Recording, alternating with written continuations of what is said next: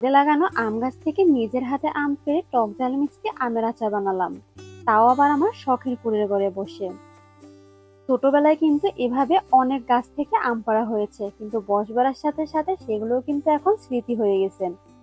অনেকদিন পর যখন গাছ থেকে আম পাড়ছিলাম সেই স্মৃতিগুলোই কিন্তু মনে পড়ে যাচ্ছিল। চলেন আপনাদেরকে দেখিয়ে দিই আমার ছাদের গাছে মাশাআল্লাহ অনেকগুলো আম হয়েছে। তো এই আমগুলো দিয়ে কিন্তু আজকে আচারগুলো তৈরি করব। আমের পরিমাণ কম হোক বা বেশি, যা হয়েছে তাতেই কিন্তু আলহামদুলিল্লাহ। আর এদিকে আমার মেয়েও কিন্তু গাছ থেকে আম ছিঁড়ছিল। আসলে এগুলো ও যখন বড় হয়ে যাবে তখন ওর কাছে এগুলো স্মৃতি হয়ে যাবে।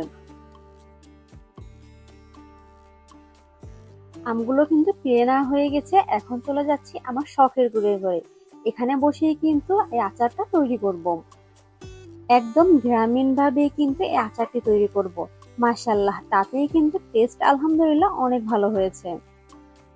এখন এই আমগুলোকে ছিলে নিচ্ছি, আর ছিলে সাথে সাথে পানি দিয়ে নিব। তাহলে কি হবে, আমগুলো উপর থেকে কালো হয়ে যাবে না। ব্যাস, সবগুলো আম ছিলে নেওয়া হয়ে গেছে। এখন আমার পছন্দ মতো শেপের করে এগুলোকে কেটে নিচ্ছি। আমগুলোকে গোল গোল করে কেটে নিব, তাহলে দেখতে সুন্দর লাগবে। তারপরে ভিতর থেকে আটিটা ফেলে দিব।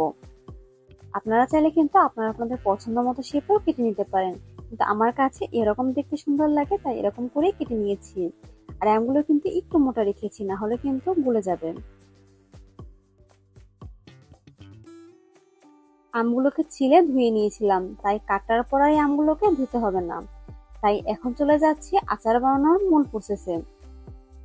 আচারের টেস্টকে দ্বিগুণ বৃদ্ধি করার জন্য এখানে একটি মশলা তৈরি করে নিব। তো এই মশলা কিন্তু বেশি পরিমাণে লাগবে না, যে পরিমাণে লাগবে ওই পরিমাণে কিন্তু নিয়ে নিয়েছি।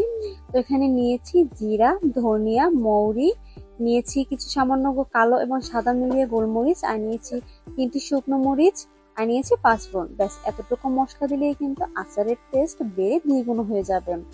এখন এগুলোকে শুকনো তাওয়ায় দিয়ে হালকা একটু তেলে নিব। খেয়াল রাখবেন মশলাগুলো যেন পুড়ে না যায়, তাহলে কিন্তু আচারটা খেতে ভালো লাগবে না বা তিতা লাগবে। মশলাগুলোকে একদম হালকা করে ভেজে নিয়েছি, এরপর এগুলোকে তুলে নিচ্ছি। আর এই মশলাগুলোকে আধা ভাঙা করে শিলপাটায় বেটে নিব। আমি যেহেতু একদম গ্রামীণ ভাবে এই আচারটা তৈরি করছি তাই শিলপাটায় বেটে নিচ্ছি, আপনারা কিন্তু ব্লেন্ডারেও গুঁড়ো করে নিতে পারবেন। এই মশলাগুলোকে একদম বেশি মিহি করার কোনো প্রয়োজন নেই, জাস্ট আধা ভাঙা একটা হয়ে গেলেই কিন্তু হয়ে যাবে। আমার মশলাগুলো কিন্তু আধা ভাঙা হয়ে গেছে, এখন এগুলোকে তুলে একটি বাটিতে রেখে দিচ্ছি। এখন চলে এসেছি আচার বানানোর মূল প্রসেসে। সবকিছুই কিন্তু হাতের কাছে নিয়ে নিয়েছি। এখন পরিমাণ মতো তেল আমি কড়াইতে দিয়ে দিচ্ছি। আচারের পারফেক্ট টেস্ট পেতে হলে অবশ্যই কিন্তু সরিষার তেল ব্যবহার করতে হবে। এরপর দিয়ে দিচ্ছি কিছু গোটা মশলা। আমি এখানে দিয়েছি দারচিনি, এলাচ ও তেজপাতা। তেল যখন হালকা গরম হয়েছে তখনই এগুলোকে দিয়ে একটু হালকা ভেজে নিচ্ছি। এতে কিন্তু খুব সুন্দর একটা ফ্লেভার বের হবে। এরপর যে আমগুলো কেটে রেখেছিলাম ওইগুলো দিয়ে দিব।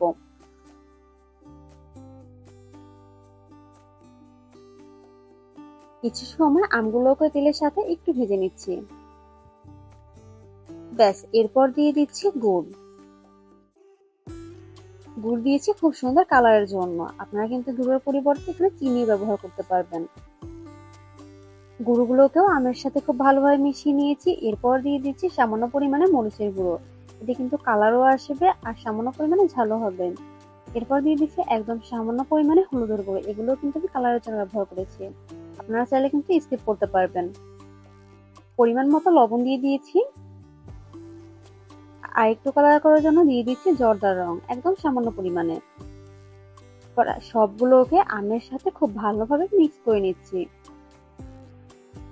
সবগুলো মিশিয়ে কিছুক্ষণ জাল দেওয়ার পর যে মশলাটা আধা ভাঙা করে গুঁড়ো করে রেখেছিলাম ওইটা দিয়ে দিয়েছি। এরপর আমের সাথে সবগুলো মিশিয়ে অপেক্ষা করব আম পুরোপুরি সিদ্ধ হওয়ার জন্য। আম পুরোপুরি যখন সিদ্ধ হয়ে যাবে আর পানি যখন শুকিয়ে যাবে তখনই কিন্তু আচারটা পরিবেশনের জন্য একদম রেডি। আর এই পর্যায়ে কিন্তু খুব বেশি নাড়াচাড়া করবেন না, তাহলে কিন্তু আমগুলো ভেঙে যাবে। হালকা আলতো হাতে আমগুলোকে নেড়ে দিচ্ছি, এতে কিন্তু মশলাটাও আমের ভিতরে ডুববে আর আমগুলো ভেঙে যাবে না। টক ঝাল মিষ্টি আমের আচার কিন্তু তৈরি হয়ে গেছে, আর দেখতেই পাচ্ছেন দারুণ একটি কালার চলে এসেছে। আর টেস্ট তো আলহামদুলিল্লাহ অনেক ভালো হয়েছে। আপনারা চাইলে কিন্তু এই প্রসেস ফলো করে আচার তৈরি করতে পারবেন, দেখবেন অথেন্টিক একটা আচারের টেস্ট পেয়ে যাবেন। তো আপনাদের কাছে এই রেসিপিটি কেমন লেগেছে অবশ্যই কিন্তু কমেন্ট করে জানাবেন। ভালো লাগলে লাইক কমেন্ট শেয়ার করতে ভুলবেন না। সবাই ভালো থাকবেন, সুস্থ থাকবেন। আল্লাহ হাফেজ।